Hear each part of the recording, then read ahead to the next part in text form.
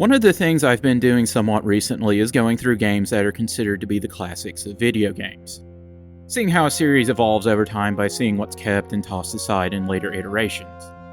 This has led me to what can be considered the grandfather of all role-playing games, Ultima 1: The First Age of Darkness. It also means I need to talk a bit about Akalabeth: World of Doom. I'm going to be trying something a bit different in this video.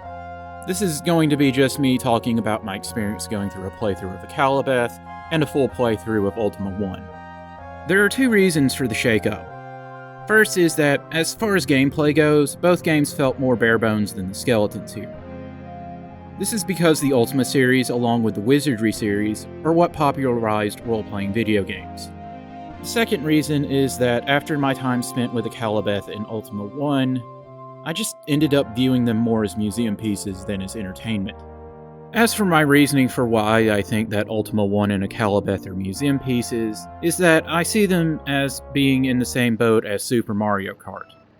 These games might not be the first in their respective genres, but they are what everyone else copied and built upon going forward. A lot of what is actually impressive and was unique about Ultima 1 when it originally came out is pretty much lost to me because of this. On top of that, I feel like there's really only two reasons to go back and play either Ultima 1 or Super Mario Kart, and that's either as a curiosity, or you have nostalgia playing them from your childhood. The original commercial release of Akalabeth was in 1980 for the Apple II computer, for $35. Thankfully, you can get this for free on GOG now. Akalabeth, like most fantasy games, takes inspiration from the works of Tolkien and Dungeons & Dragons. Even the name Akalabeth is taken straight from the Silmarillion.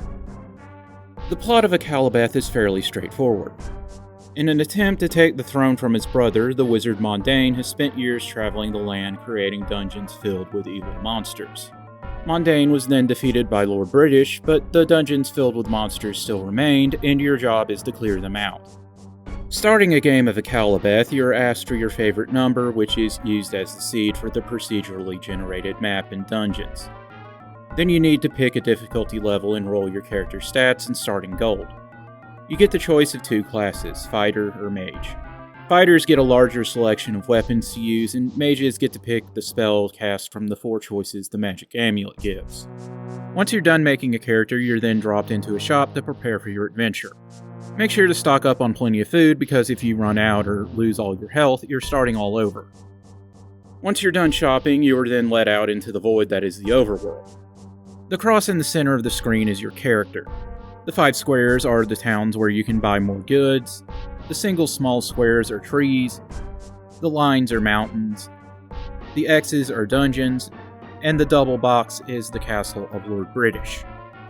The way that the game works is that you need to find the castle of Lord British.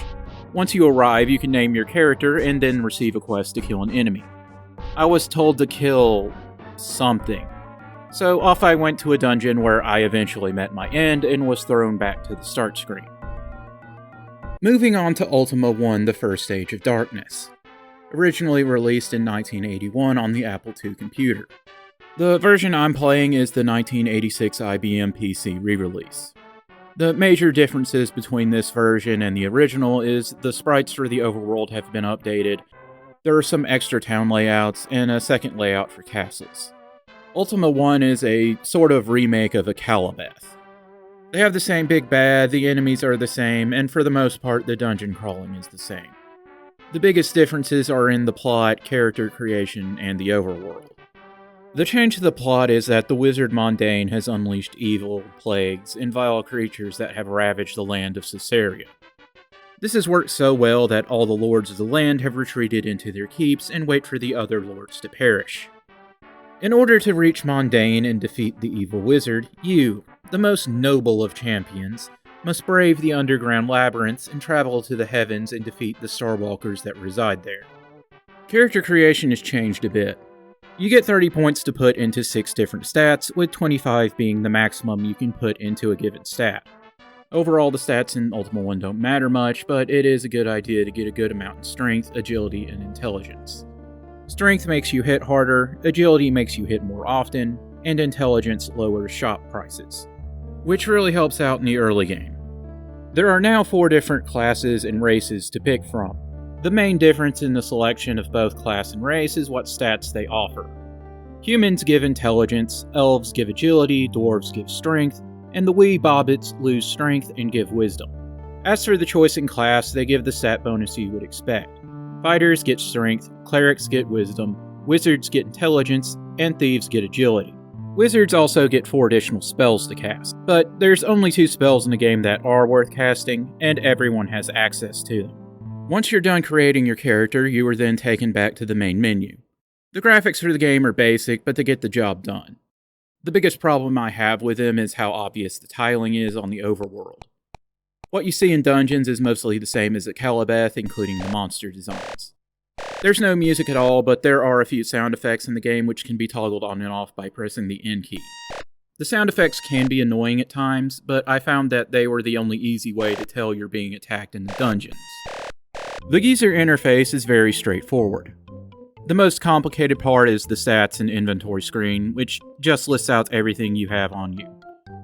In the bottom right of the screen, you have your character's health, food, experience, and money.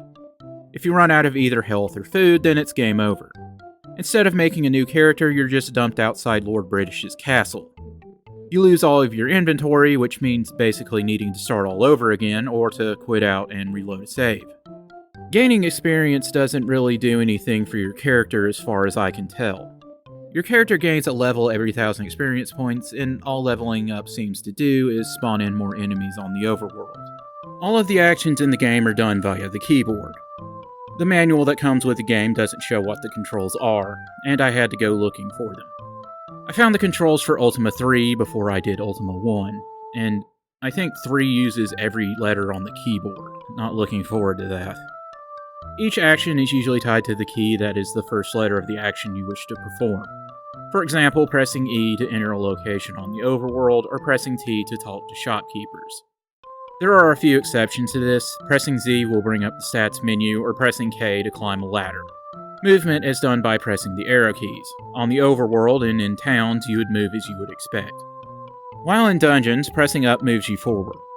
Pressing left or right turns you in that direction by 90 degrees, and pressing down turns your character 180 degrees. As someone who's playing this game for the first time in 2024, Ultima 1 is a game of 6 different grinds. The first of which, and the one you will occasionally come back to, is the grind for health and money. At the beginning of the game, the easiest way to do this is by defeating enemies in the dungeons. Defeating enemies on the overworld only gives you money and experience. Attacking on the overworld is done by pressing A and then a direction, or with the arrow keys on a number pad. Before we go dungeon diving, we need to go to town to pick up some supplies. The towns have a variety of different shops and services to offer. Not every town you can visit has each type of shop in it, and some of the stores have different items for sale depending on which town you are in. The pub acts as the game's hint system, but most of what I saw from it only made sense after I knew what I was doing. Once you got everything you need, it's time to head out to a dungeon to start grinding. Moving around on the overworld will slowly start draining your food supply. Starting off traveling by foot, it will drain a food resource every other time you move. Vehicles are sold in most towns, and I really wasn't expecting to see that as a shop sign. In what I thought to be, at the time, a medieval fantasy game, it just hit me in the same way that hearing one of Imowen's lines from the first Baldur's Gate did. You're a queer fellow. Some of the vehicles allow you to move on different terrain and usually have some restrictions, like boats can move in water but not on land. Some of the vehicles have weapons that can be used by pressing F and then a direction. They also increase the distance you can move before having to eat. Early game dungeon diving consists of you running around the dungeon, disposing of a few enemies, then popping back out onto the overworld. Just make sure you remember to save the game before diving back in. The dungeons are just hallway mazes that are honestly rather boring to navigate. Most of your time in the numerous dungeons that dot the landscape is usually because of grinding. There's no need to go to a specific dungeon to find an enemy, because each dungeon has 10 floors and the monsters only spawn on specific floors. The monsters themselves are all line art, and there's only one enemy I liked seeing, and that was the spiders. They're kind of cute for what they are. Upon exiting a dungeon, you get some health based on how many enemies you dispatched. You want to keep doing this until you have enough gold to buy a frigate and a bunch of food in preparation for the next grind. To buy a boat, you need to find a town that has a transportation shop and is next to a body of water. The second grind is exploring one of the 4 islands in the overworld to find a pair of signposts. Each island has 2 signposts, and reading one of them casts a spell on you for a small boon. After reading a signpost, you need to go to a different sign in order to receive the blessing from this sign again. The signs give a predetermined stat, and the amount of stats you gain is roughly 10% of what you currently have in that stat rounded up. Each stat has a maximum of 99 and has a signpost in the world, except for strength. That's the next grind. One of the signs hands out weapons instead of stats. Some of the weapons are bugged and you aren't able to attack with them. The weapons that don't work are the ones that you would expect a magic user to wield, stuff like amulets and wands. The signs aren't the only way to get stats, but it's the most consistent method. The other way is to drop money into the pawns in towns and hope for the best. The strength grind is a lot like the signpost grind. You're still going to be visiting signposts, but this time it's for one of the lords on the island. The king will ask you if you're offering service or pence. Offering pence is just trading in gold for health, while making an offering of service will accept a quest. Each island has 2 castles, and there are 2 different quest types being handed out. One of them asks you to go find a signpost on a different island and return to that king. The strength gains from the reward for doing the quest is the opposite of the signposts. As in, it starts off big, then tapers off. The best way I found to grind this one out is to find a quest that sends you to one island, and that island has a quest that sends you back to where you started. The other quest you can get is one to slay a specific monster in a dungeon. There are 4 different monsters to find, and this is the first of 3 plot-related tasks that need to be done in order to complete the game. The best way to go about completing this line of quests is just go buy a bunch of ladder down and ladder up spells. Then find the closest dungeon to the castle you got the quest from, run in, drop down to the floor the monster spawns on, find and defeat the monster, and then get out. The reward for monster slaying is a magic gem. There are 4 different color gems in total, and you need one of each to unlock the final boss. The spells you can cast in the dungeons aren't all that interesting. Like I said earlier, there's really only 2 spells worth getting. Spells only work when in dungeons, and casting one on the overworld burns through a scroll. The prayer spell, which every character starts with, has infinite uses. If a prayer is successful, it will randomly cast a spell. The biggest hurdle for spells is getting them. Towns that have a magic shop will only sell a specific set of spells, which means finding the spell you want can be annoying at times. Now we need to find a way to the heavens to defeat the star-walking monsters that live there. You're probably wondering how we're going to get there. By buying a space shuttle and launching off into space. There's 2 different parts to the space exploration. The overhead view plays a lot like asteroids. The up and down arrows are your forward and reverse thrust, and left and right turn the ship. Your ship's shields and fuel replace hit points and food. Having either of them hit 0 results in a game over. Fuel is the resource you'll be keeping an eye on the most, because doing anything in the ship uses fuel. Oh, and before I forget, there's no saving in space. Now for what I consider the most difficult part of the game, docking. The shuttle you bought is only useful for getting on and off of Earth. Thankfully, there's a spaceport here with both of the fighter ships to choose from. The problem with docking with the spaceport is you need to get the nose of your ship into the space between the claws. Once you've docked your ship, you're free to choose any ship to pilot at the port with the arrow keys. This will recharge the shields, refuel the ship, and cost you 500 gold. The other half of the space exploration is dogfighting. Taking a look at the map here, the center of the map is where you will start off. A plus on the sector map means that there's a space station there. The H's are where we need to go to fight what the game calls aliens, but I'm gonna call them eye fighters. To move to a different sector, you need to be moving in that direction on the overhead screen. Then it's time to jump to the next sector at the cost of 100 fuel.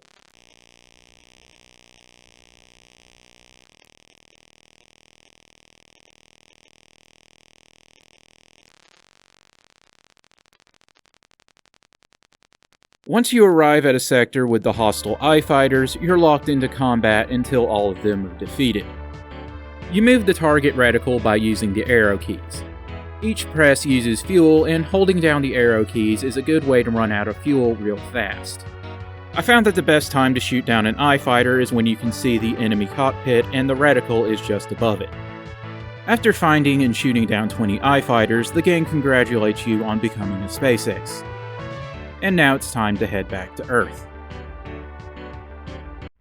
Now, back on Earth, it's time for one last grind before the face down with Mondain. We need to find and rescue a princess.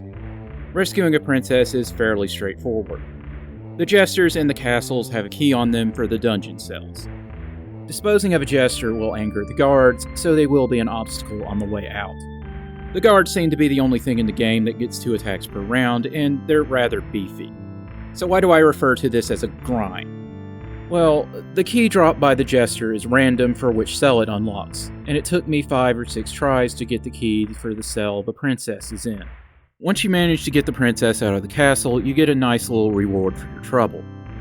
If you're also a space ace, she tells you roughly where you can find a time machine. The time machine needs the 4 different gems to unlock it, and it sends you to just moments before Mondain completing the invincibility gem. The fight with Mondain contains flashing lights. It just turns the entire screen white for a second, but just to be safe, I'm going to be editing them out. The fight with Mondain is rather underwhelming. The evil wizard is drawing power from the gem, and in order to defeat him, the gem needs to be destroyed. Running up to the gem and pressing the G key, which is the only time you need to press this button, is how you break the gem. After the gem is broken, it's just a matter of dealing with the wizard the old-fashioned way. After taking enough of a beating, Mondain turns into a bat and you need to chase him down. Once you finally defeat Mondain, you get a nice screen full of text, and that's the game.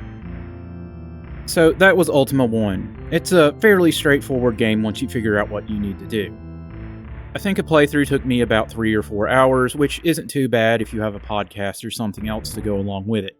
While this wasn't the worst RPG I've ever played, I don't really remember having fun while playing it either. As bare bones as the dungeons were, I did like wandering around in them looking for hidden doors and stuff at times.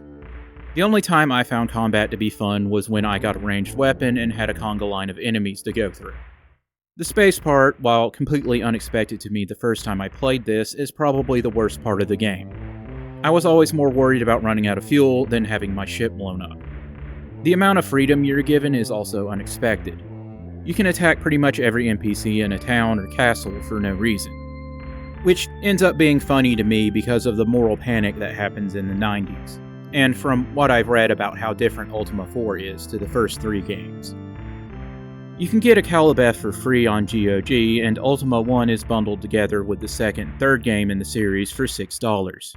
I don't entirely feel comfortable recommending Ultima 1. I just don't really see this game as a piece of entertainment.